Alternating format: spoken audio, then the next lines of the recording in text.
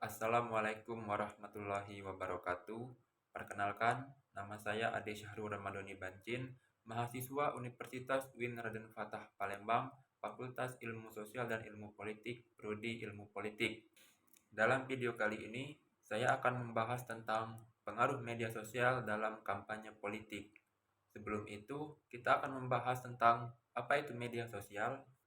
Media sosial merupakan platform digital berbasis internet yang memfasilitasi penggunanya untuk saling berinteraksi, menciptakan, dan membagikan video secara daring.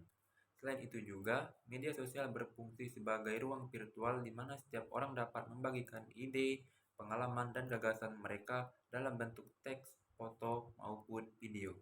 Saat ini, media sosial telah menjadi alat utama dalam kampanye politik di Indonesia yang mempengaruhi persepsi pemilih dan dinamika pemilu secara signifikan.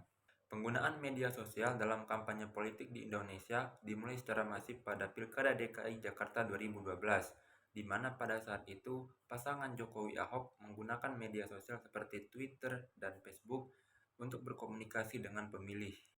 Berlanjut pada Pilpres 2024, platform seperti TikTok dan Instagram menjadi pusat perhatian karena munculnya konten gemoy yang pada saat itu identik terhadap paslon Prabowo dan Gibran.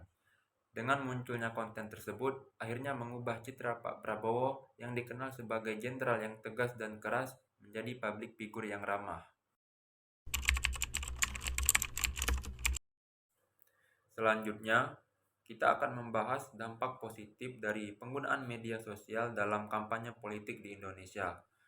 Berdasarkan data tahun 2024, penggunaan media sosial meningkatkan aksesibilitas dengan menjangkau 170 juta pengguna internet di Indonesia, terutama Gen Z dan Gen Milenial yang mendominasi 56% pemilih pada Pilpres 2024. Hal ini membuat para kandidat-kandidat pemilu bisa membangun narasi mereka di media sosial melalui live streaming, stories, dan reel.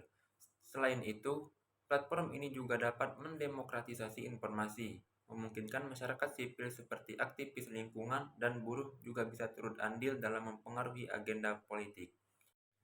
Namun, di balik itu juga memiliki dampak negatif dan risiko, seperti penyebaran hoax dan deepfake video, yang mana terjadi pada pemilu 2024.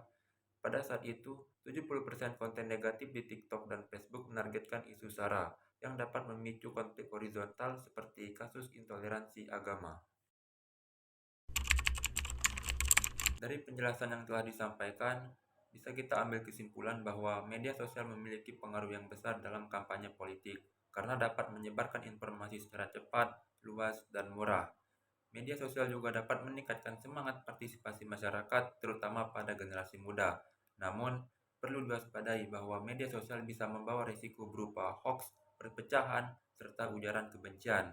Oleh karena itu, dibutuhkan kerjasama antara masyarakat, pemerintah, platform digital, serta peserta politik agar media sosial dapat digunakan secara positif untuk memperkuat demokrasi serta menciptakan pemilu yang jujur dan damai. Sekian penjelasan dari saya. Mohon maaf jika masih ada kesalahan dan kekurangan dalam video ini. Saya ucapkan terima kasih. Wassalamualaikum warahmatullahi wabarakatuh.